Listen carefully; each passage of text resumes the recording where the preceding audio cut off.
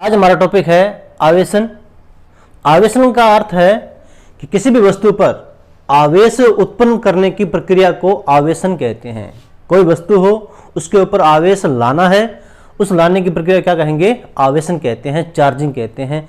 जैसे हम लोग सामान्य मोबाइल्स की बैटरी या कोई भी सेल को चार्ज करते हैं, वो क्या होता है? आवेशन होता है। उस पर आवेश के रूप में ऊर्जा संग्रहित की जाती है। तो आवेशन क्या होता है? किसी भी वस्तु पर आवेश उत्पन्न करने की प्रक्रिया को आवेशन कहते हैं।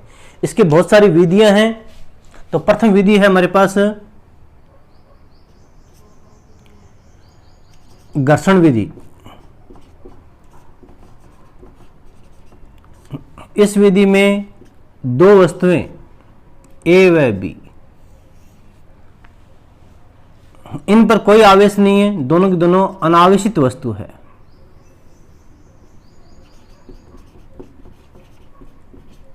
इन वस्तुओं पर कोई आवेश नहीं है, अर्थात इस निकाय का कुल आवेश काम कितना है? 0 है। तो जैसे ही घर्षण करवाया गया, इनमें घर्षण के पश्चात इनके बीच में घर्षण करवाया गया। घर्षण से क्या हुआ? ए वस्तु से बी वस्तु पर या बी से ए वस्तु पर इलेक्ट्रॉनों का स्थानांतरण होता है। जितने इलेक्ट्रॉन स्थानांतरित हो गए उतना ही आवेश ए पर आएगा, उतना ही आवेश बी पर आएगा। तो यहां पर आवेश क्यू ए का मान, जितने इलेक्ट्रॉन ट्रांसफर हुए, मान लेते हैं एन इलेक्ट्रॉन ट्रांसफर हुए, तो क्या आएगा? एन इंटू ई आएगा। और बी पर भी क्या आएगा? एन इंटू ई आ जाएगा। लेकिन जो वस्तु इलेक्ट्रॉन का त्याग करती है उस पर धन आवेश आ जाता है। तो ए वस्तु है वो धन आवेशित हो जाएगी और बी वस्तु ऋण आवेशित हो जाएगी। तो बी पर आवेश का मान क्या होगा? -NE होगा और ए पर होगा +NE। अर्थात इस अवस्था में आवेश की जो प्रकृति है वो क्या रहेगी? दोनों की परस्पर विपरीत रहेगी। लेकिन दोनों वस्तुओं पर आवेश का परिमाण समान रहता है। तो घर्षण विधि में बहुत आसान सी बात है कि जब दो वस्तुओं को परस्पर घर्षण करवाया जाए, घर्षण के पश्चात एक वस्तु से दूसरी वस्तु पर इलेक्ट्रॉन का ट्रांसफर होगा, जिस कारण से एक वस्तु धन आवेशित और दूसरी वस्तु ऋण आवेशित हो जाएगी और दोनों पर आवेश का मान क्या आएगा? बराबर आएगा। यहां कुछ एग्जांपल्स दिए गए आपके सामने कि पॉजिटिव आवेश किस वस्तु पर आएगा और निगेटिव आवेश किस वस्तु पर आएगा। जब कांच की छड़ और रेशम कपड़ा परस्पर घर्षण करवाया जाता है तो घर्षण करवाने पर रेशम के कपड़े पर निगेटिव आवेश आता है और कांच की छड़ पर पॉजिटिव आवेश आता है। जब बिल्ली की खाल व प्लास्टिक छड़ को परस्पर घर्षण करवाएंगे तो बिल्ली की खाल के ऊपर पॉजिटिव आवेश और प्लास्टिक पर क्या आएगा? निगेटिव आवेश आएगा। इसी प्रकार बिल्ली की खाल पर पॉजिटिव और एबोनाइट पर निगेटिव आवेश आएगा। ऊनी कपड़ा और अंबर को परस्पर घर्षण करवाया जाए तो ऊनी कपड़े पर पॉजिटिव आवेश और अंबर पर निगेटिव आवेश आएगा। ऊनी कपड़े पर पॉजिटिव, एबोनाइट पर निगेटिव। ऊनी कपड़े पर पॉजिटिव और प्लास्टिक पर निगेटिव। ऊनी कपड़े पर पॉजिटिव और रबड़ पर निगेटिव आएगा। अब बात आती है कि कौन सी वस्तु इलेक्ट्रॉनों का त्याग करेगी। कि जब ऊनी कपड़ा और अंबर परस्पर घर्षण करवाए गए तो इन दोनों में से ऊनी कपड़े पर ही पॉजिटिव आवेश क्यों आता है और अंबर पर निगेटिव आवेश क्यों आता है? तो जब दो वस्तुएं परस्पर घर्षण करवाई जाती हैं, ए और बी घर्षण करवाई जाती हैं, तो इलेक्ट्रॉन का त्याग करने के लिए क्या होगा? हमें आवश्यक ऊर्जा आवश्यकता होगी। हम जानते हैं आयोनाइजेशन, आयनीकरण। आयनीकरण का अर्थ होता है कि किसी भी एटम को जब ऊर्जा दी जाती है तो उसकी बाह्य कक्षा के इलेक्ट्रॉन कक्षा त्याग कर हमेशा के लिए बाहर चले जाते हैं। उस ऊर्जा को आयनीकरण ऊर्जा कहते हैं। तो वो ऊर्जा कहां से मिलेगी? जब इन दोनों को परस्पर घर्षण करवाएंगे। घर्षण करवाने पर प्राप्त ऊर्जा वह वस्तु पहले लेगी जिसकी आयनीकरण ऊर्जा का मान कम है। जिसकी आयनन ऊर्जा कम होगी वह वस्तु धन आवेशित होगी और जिसकी आयनन ऊर्जा अधिक होती है वह वस्तु कैसी हो जाएगी, निगेटिव हो जाएगी। तो आयनन ऊर्जा पर डिपेंड करता है कि दोनों वस्तुओं में से परस्पर घर्षण करवाने पर कौन सी वस्तु की आयनन ऊर्जा कम है। जिसकी आयनन ऊर्जा कम होगी वह वस्तु धन आवेशित हो जाएगी, जिसकी आयनन ऊर्जा अधिक है वो क्या हो जाएगी, निगेटिव हो जाएगी। तो यहाँ हम देखते हैं अंबर की आयनन ऊर्जा अधिक है और ऊनी कपड़े की आयनन ऊर्जा कम है। इस कारण से ऊनी कपड़ा पॉजिटिव और अंबर निगेटिव हो जाता है। सेकंड विधि हम देखते हैं यहाँ पर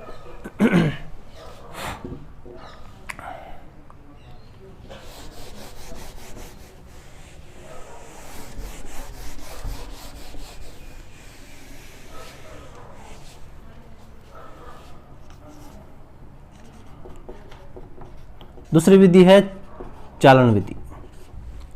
इस विधि में जो ए वस्तु है पहले से ही एक आवेशित वस्तु होगी, अर्थात इस वस्तु पर पहले से ही आवेश उपस्थित होगा। मान लेते इस पर आवेश का मान कितना है, क्यू ए है।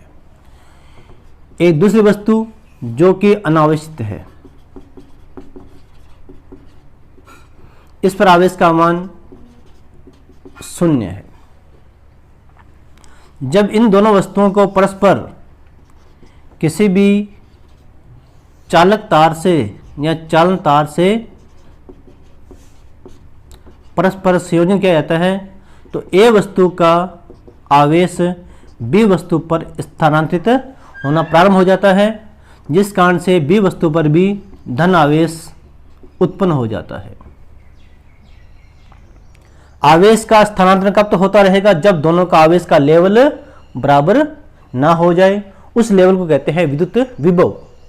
जब दोनों का विभव बराबर हो जाएगा तब आवेश का स्थानांतरण रुक जाएगा। तो ए वस्तु पर धन आवेश है और बी वस्तु पर अभी कोई आवेश नहीं था, यहां पर क्या आ गया, धन आवेश आ गया। अब जैसे ही इस चालक तार को हटा दिया जाएगा तो ए वस्तु पर भी धन आवेश रहेगा और बी वस्तु पर भी धन आवेशित हो जाएगी।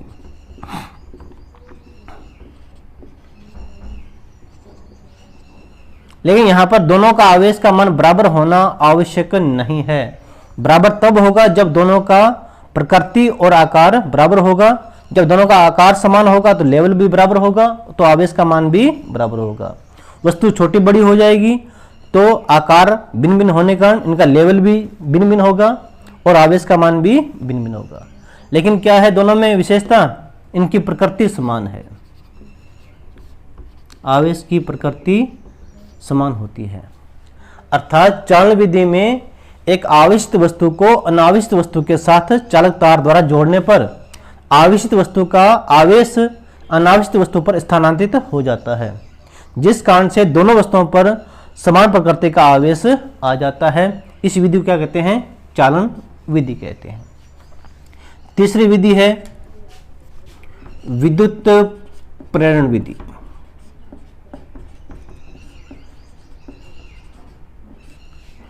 इस विधि में ए वस्तु पहले से ही आवेशित वस्तु है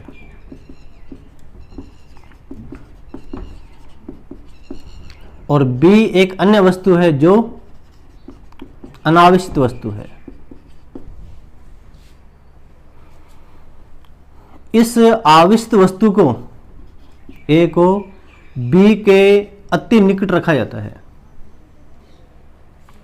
तो ए पर तो पहले से ही आवेश है लेकिन बी पर अभी आवेश नहीं है, तो जो बी है वो अनावेशित चालक वस्तु होना आवश्यक है। चालक का अर्थ है कि इस बी वस्तु के अंदर मुक्त इलेक्ट्रॉन्स पाए जाते हैं। ये मुक्त इलेक्ट्रॉन इस चालक में मुक्त अवस्था में गति करते रहते हैं। जैसे ही आवेशित वस्तु ए को इसके नजदीक रखा जाता है तो इलेक्ट्रॉन पर ऋण आवेश है, वो ऋण आवेश इस धन आवेश की ओर आकर्षित होगा, जिस कारण से बी के जितने भी मुक्त इलेक्ट्रॉन हैं वो ए की ओर आकर्षित होकर बी की आंतरिक सतह पर एक साइड में इकट्ठे हो जाएंगे। दूसरी ओर इलेक्ट्रॉन की कमी होगी, इस कारण से वहां कैसा आवेश आ जाएगा, धन आवेश आ जाता है। अभी भी बी वस्तु है वो अनावेशित है। अब इस बी वस्तु को यदि ग्राउंड कर दिया जाए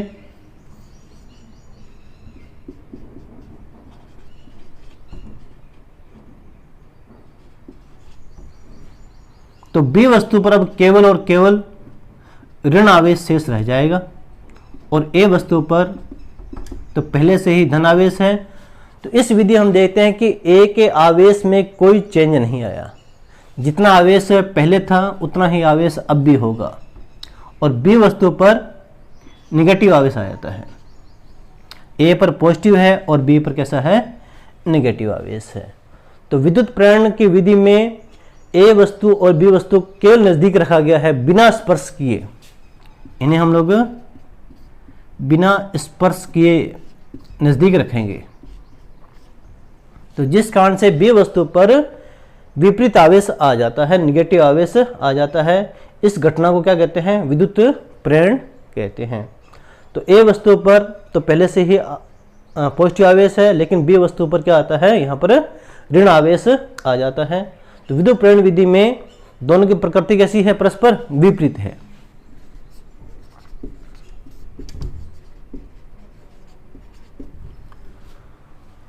तो चालन विधि और विद्युत प्रेरण विधि दोनों में कुछ समानता हैं। समानता क्या है कि ए वस्तु पहले से आवेशित होती है और बी वस्तु दोनों में पहले से अनावेशित है।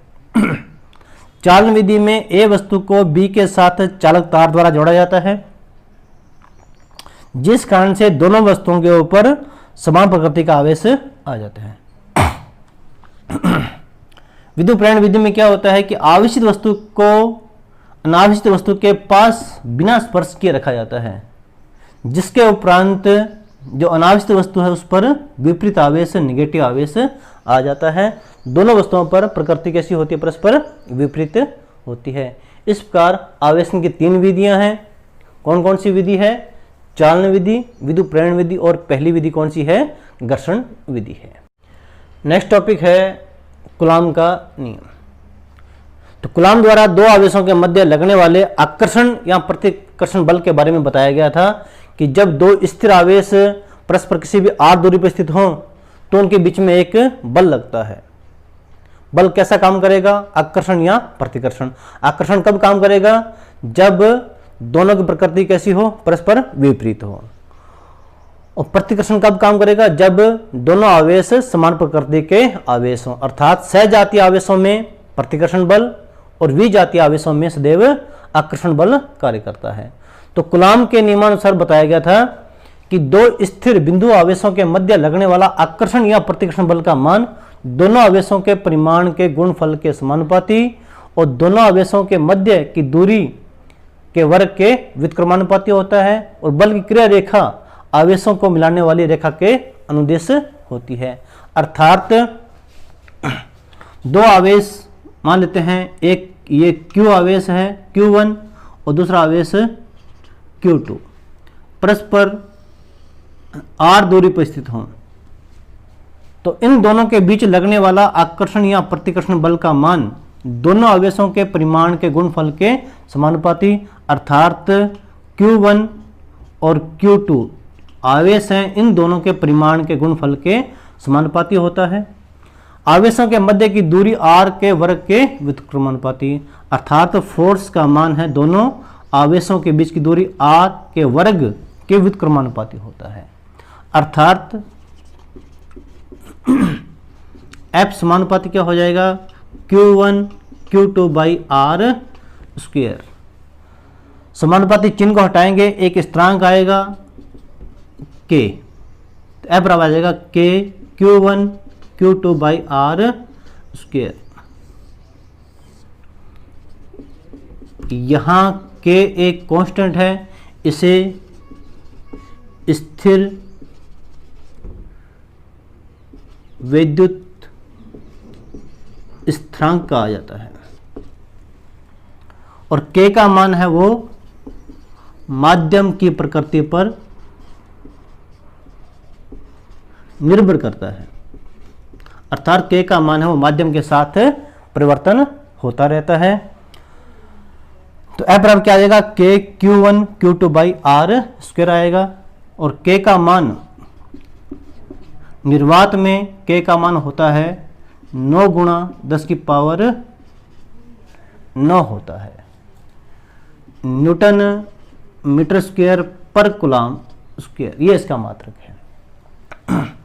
इसे इसका लिख सकते हैं 1/4 पाई एप्सिलॉन नॉट भी लिखा जा सकता है। यहाँ एप्सिलॉन 0 भी एक स्थिरांक है जिसे निर्वात में विद्युत गतिशीलता या विद्युत पारगम्यता कहते हैं, जिसका मान भी स्टैंडर्ड है 8.85 गुणा 10 की पावर -12। इसका मात्रक K का उल्टा होगा, कूलम्ब स्क्वायर पर न्यूटन मीटर स्क्वायर। इसलिए फोर्स को इस रूप में भी लिख सकते हैं F बराबर 1/4 pi epsilon nought Q1 Q2 by R square. तो कूलम्ब का नियम बहुत सिंपल सा नियम है कि दो स्थिर बिंदु आवेशों के मध्य लगने वाला आकर्षण या प्रतिकर्षण बल का मान दोनों आवेशों के परिमाण के गुणनफल के समानुपाती और दोनों आवेशों के बीच की दूरी r के वर्ग के व्युत्क्रमानुपाती होता है, अर्थात F बराबर K Q1 Q2 by R square. अब इस फोर्स की जो क्रिया रेखा है वो दोनों आवेशों को मिलाने वाली रेखा के अनुदिश होती है, अर्थात बल सदैव इस क्रिया रेखा पर ही काम करेगा, इस रेखा पर ही काम करेगा। ये दोनों आवेश सहजातीय आवेश हैं तो प्रतिकर्षण बल काम करेगा। यदि दोनों आवेश परस्पर विपरीत प्रकृति के हों तो दोनों के बीच में आकर्षण बल कार्य करता है। या K का मान निर्वात में फिक्स है 9 गुणा 10 की पावर 9 है, और K का मान माध्यम के लिए अलग हो जाएगा, वो हम देखते हैं किस प्रकार से हो जाएगा। पहले नोट करते हैं।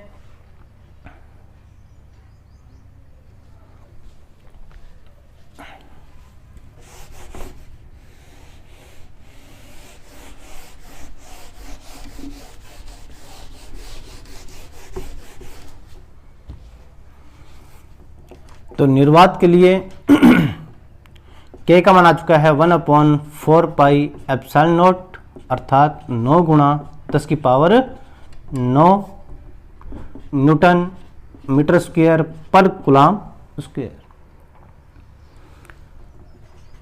माध्यम के लिए K का मान हो जाएगा 1/4 पाई एप्सिलॉन m। यहाँ एप्सिलॉन m है वो माध्यम में विद्युत पारगम्यता है, इसलिए माध्यम में फोर्स का मान क्या हो सकता है, F माध्यम बराबर 1/4 पाई एप्सिलॉन m आ जाएगा। यहाँ पर Q1 Q2 by R square आ सकता है। तो फोर्स का मान माध्यम में भी अलग हो गया और निर्वात में भी अलग हो गया। कूलम्ब नियम द्वारा उत्पन्न बल का सदिश रूप इस प्रकार लिख सकते हैं F सदिश बराबर K Q1 Q2 by R square into R cap का उपयोग कर सकते हैं। F बराबर K का मान निर्वात के लिए अलग और माध्यम के लिए अलग अलग होता है।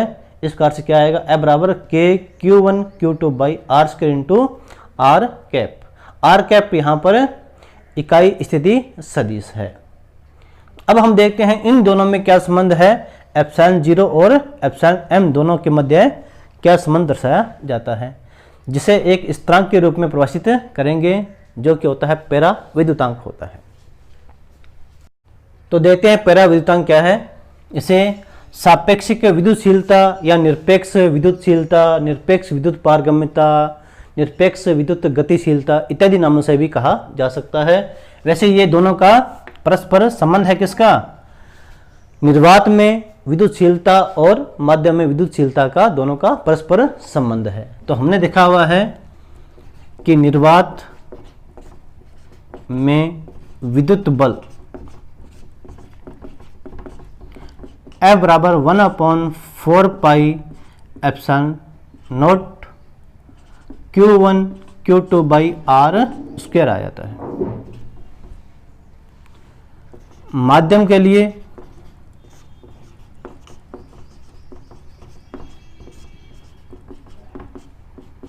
F माध्यम बराबर 1/4 pi epsilon m Q1 Q2 by R square. अब इन दोनों में हमें संबंध देखना है कि दोनों में क्या संबंध आएगा, एप्सिलॉन नॉट और एप्सिलॉन एम में क्या संबंध आने वाला है। इसलिए हम लोग फोर्स निर्वात में और फोर्स माध्यम में इन दोनों को परस्पर डिवाइड करें तो क्या रिजल्ट आता है, यहाँ देखते हैं हम लोग 1/4 pi epsilon nought Q1 Q2 by R square divided by 1/4 pi epsilon M Q1 Q2 by R square. इन दोनों को हल करने पर सब कैंसिल हो जाएगा, केवल एप्सिलॉन नॉट और एप्सिलॉन एम शेष रहेगा। एप्सिलॉन एम ऊपर शिफ्ट हो जाएगा तो क्या रिजल्ट आएगा, epsilon M by epsilon naught, जो कि एक कांस्टेंट है जिसे एप्सिलॉन आर द्वारा प्रदर्शित किया जाता है, जिससे पैराविद्युतांक कहते हैं।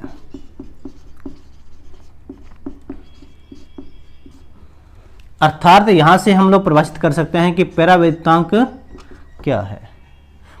पैराविद्युतांक बल के रूप में परिभाषित कर सकते हैं और गतिशीलता के रूप में भी परिभाषित कर सकते हैं। तो F निर्वात और F माध्यम, इन दोनों का जो अनुपात है उसे पैराविद्युतांक कहते हैं। अर्थात निर्वात में विद्युत बल और माध्यम में विद्युत बल का अनुपात एक स्थिरांक होता है, इस स्थिरांक का कहते हैं पैराविद्युतांक कहते हैं। इसे हल करने पर हम देखेंगे कि F माध्यम यहाँ शिफ्ट कर दें, F माध्यम बराबर क्या आ जाएगा, F निर्वात अपॉन एप्सिलॉन आर आ जाएगा। इस संबंध से स्पष्ट है कि दो आवेशों के बीच में माध्यम रखने पर बल का मान क्या हो जाएगा, सदैव कम हो जाएगा। F माध्यम का मान F निर्वात से कम हो जाता है, क्योंकि F निर्वात में किसी चीज का भाग देंगे तो वो मान क्या आएगा, सदैव कम आएगा। तो दो आवेशों के बीच माध्यम रखोगे तो बल का मान क्या हो जाता है, उससे सदैव कम हो जाता है। कितना कम हो जाता है, 1/एप्सिलॉन आर गुना हो जाता है। सेकंड, इसी से डिफाइन कर सकते हैं कि एप्सिलॉन आर बराबर epsilon M upon epsilon not.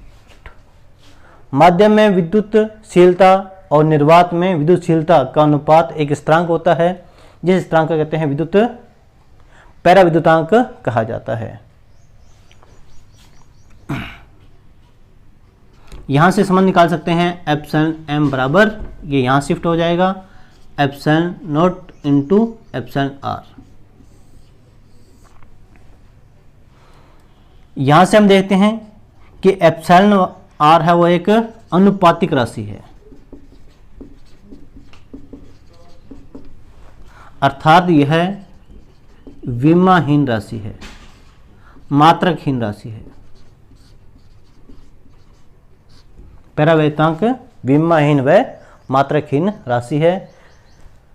यदि हमें एप्सिलॉन आर दिया हुआ है तो हम आसानी से एप्सिलॉन एम ज्ञात कर सकते हैं इस समीकरण से, एप्सिलॉन एम बराबर epsilon naught into epsilon R के रूप में। यदि बल का मान निर्वात में दे रखा है और माध्यम दिया हुआ है तो माध्यम रखने पर हमें माध्यम बल का मान ज्ञात कर सकते हैं। एफ निर्वात के अंदर एप्सिलॉन आर का भाग देने पर हमें रिजल्ट आ जाएगा। अब देखते हैं कि एप्सिलॉन आर का मान किस माध्यम के लिए कितना कितना होता है, वो हम देखते हैं यहां पर।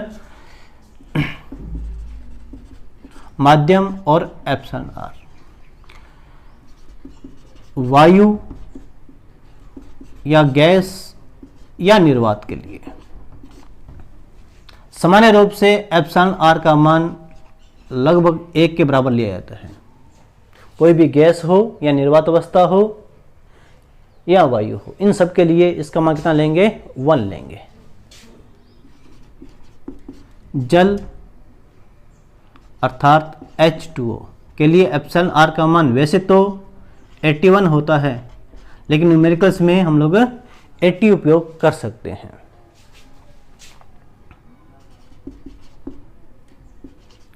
चालक या धातु के लिए एप्सिलॉन आर का मान अनंत होता है।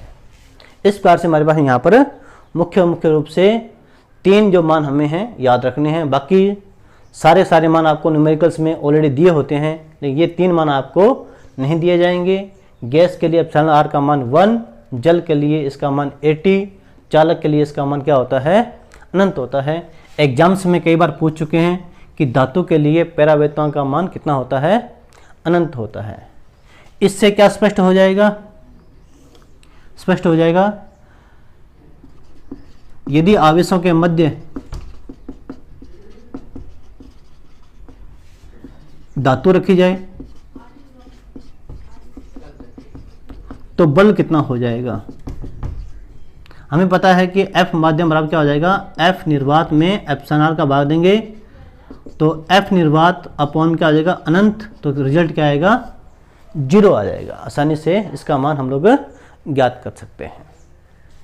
तो कूलाम बल पढ़ने के पश्चात हम देखते हैं यहाँ पर इससे संबंधित कुछ न्यूमेरिकल्स। यहाँ आपके सामने 2 न्यूमेरिकल्स बताए गए हैं। पहला देखते हैं हम लोग कि 2 माइक्रो कूलाम व 3 माइक्रो कूलाम आवेश परस्पर 3 सेमी पर स्थित हैं। इनके मध्य प्रतिकर्षण बल ज्ञात करें। इनके मध्य एप्सिलॉन 6 पैरावेताओं रखने पर बल का मान क्या होगा। पहले में बल के बारे में पूछा गया है, इसलिए हम यहाँ देखेंगे कि ये जो हम स्टेटमेंट दे रखी है, इस स्टेटमेंट को हम लोग अंकों के रूप में प्रदर्शित करेंगे और फॉर्मूले में सेट करेंगे। तो देखते हैं किस प्रकार से देखते हैं।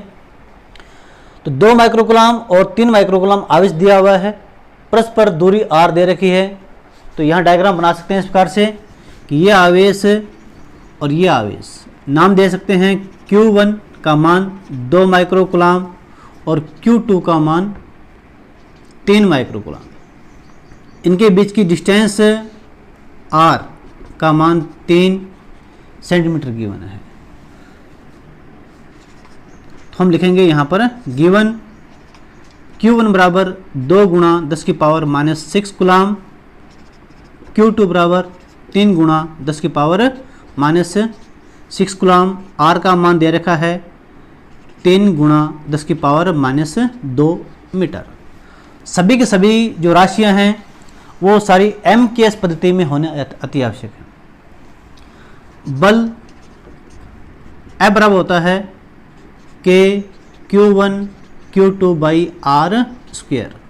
तो K का मान रखें 9 गुणा 10 की पावर 9, Q1 2 गुणा 10 की पावर -6, Q2 3 गुणा 10 की power -6 divided by R square. R का मान दे रखा है यहाँ पर 3 गुणा 10 की पावर -2 का होल स्क्वेयर। तो 3 का स्क्वायर किया 9 और 9 से 9 कैंसिल हो जाएगा। यहाँ 10 की पावर -2 का होल स्क्वायर किया 10 की पावर -4 और -4 और -6 के कैंसिल हो जाएगा। यहाँ बचेगा -2 और -6 कितना पावर होगी, -8। यहाँ प्लस की 9 पावर है, यहाँ -8 है। तो क्या रिजल्ट रह गया, पावर 10 की +1, 2 गुणा 3 6, अर्थात क्या रिजल्ट आ गया 60 न्यूटन आ गया। तो बल का मान निर्वात में क्या रिजल्ट आएगा, सिंपल सा हमने सूत्र रखा और रिजल्ट आया 60 न्यूटन। अब कहता है माध्यम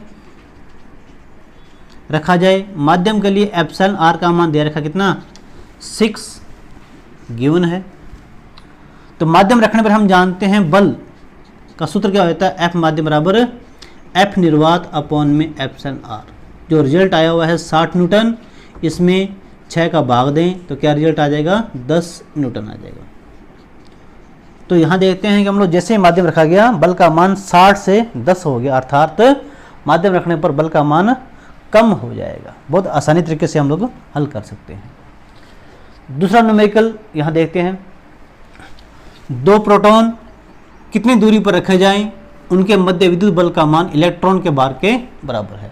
अर्थात यहाँ पर आवेश गिवन है, Q का मान प्रोटॉन पर आवेश के मान के बराबर, फिर से आवेश का मान प्रोटॉन पर आवेश के बराबर। इनके बीच की दूरी r कितनी रखी जाए, दूरी का मान पूछा हुआ है इस बार। तो यहाँ पर गिवन है Q1 बराबर 1.6 गुणा 10 की पावर -19 कूलाम, Q2 बराबर 1.6 गुणा 10 की पावर -19 कूलाम। आवेश का मान गिवन है और बल का मान ये कहता है कि इलेक्ट्रॉन के बार के बराबर, अर्थात में यहाँ पर बार का सूत्र लगाना पड़ेगा m इंटू जी। m का अर्थ है यहाँ पर मास ऑफ इलेक्ट्रॉन क्या होता है 9.1 गुणा 10 की पावर माइनस 31, g का मान 9.8। इस प्रकार से हमने बल का मान ज्ञात कर लिया कि इलेक्ट्रॉन के बार के बराबर बल कार्य करेगा। डिस्टेंस r ज्ञात करनी है तो कूलॉम का नियम लगा दिया जाएगा। क्या होता है F बराबर K Q1 Q2 by R square, और R का मान ज्ञात कर सकते हैं यहाँ से। क्या आएगा F K Q1 Q2 by F, ये R स्क्वायर के बराबर है। स्क्वायर हटाओगे तो यहाँ क्या आ जाएगा अंडर रूट में आ जाएगा। अब मान रखें तो रिजल्ट आएगा अंडर रूट ऑफ K 9 गुणा 10 की पावर 9 इंटू Q1 1.6 गुणा 10 की पावर माइनस 19, Q2 फिर से 1.6 गुणा 10 की power minus 19 divide by F का मान दे रखा है यहाँ पर 9.1 इंटू 10 की पावर माइनस 31 इंटू 9.8। तो हमने यहाँ पर सारे मान रख दिए। सारे मान रखने के बाद अब हल करते हैं। हल करने के लिए पहले पॉइंट्स को हटाया जाए। यह पॉइंट्स इस पॉइंट से हट जाएगा और यह पॉइंट इस पॉइंट से हट जाएगा। अब हल करते हैं। तो हल करने के बाद देखते हैं किस प्रकार से रिजल्ट आएगा। 9 है वो 3 का वर्ग होता है, 16 4 का वर्ग, 16 फिर से 4 का वर्ग। पावर देखते हैं। ऊपर पावर है 10 की पावर 9 माइनस 19 और माइनस 19। क्या रिजल्ट आ गया माइनस 19 और माइनस 19 माइनस 38, और ये है प्लस 9। कितना आ जाएगा 38 में से 9 हटा दिया जाएगा तो यहाँ क्या आ गया 29, 10 की power minus 29 divide by 91 into 98 into 10 की पावर माइनस 31। इसे हल कर सकते हैं आसानी से। 3 को 4 से मल्टीप्लाई करेंगे 12 इंटू 4 48। पावर्स को हल किया जाए 10 की पावर माइनस 31, 10 की पावर माइनस 29, यहाँ पावर रह गई 10 की पावर माइनस 2 ऊपर शिफ्ट हो जाएगी 10 की power plus 2 divide by 91 into 98। इसे हल करेंगे तो R का मान आ जाएगा हमारे पास में इसमें मीटर में 48 इंटू ये आ जाएगा 10 डिवाइड बाई 91 इंटू 98। ऐसे हल करके हम लोग R का मान मीटर में आसानी से याद कर सकते हैं। मतलब कोई भी न्यूमेरिकल हो उसे हम लोग पहले अंकीय रूप में लिखेंगे, उसके बाद सूत्र लगाने के पश्चात रिजल्ट आसानी से आता रहेगा।